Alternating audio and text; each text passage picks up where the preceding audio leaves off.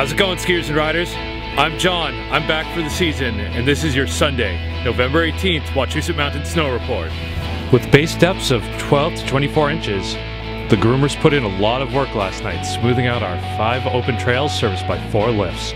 Today we are looking at a high of 34, with low winds out of the northwest under a cloudy sky. If you are looking to hit a rail, Wachusett Parks has you covered with a small hike park over on Ollie's. Go hit a rail or check out some of the locals going big. Next week, after you've finished eating all the stuffing and pumpkin pie, be sure to come by the Mountainside Ski and Ride for great Black Friday deals.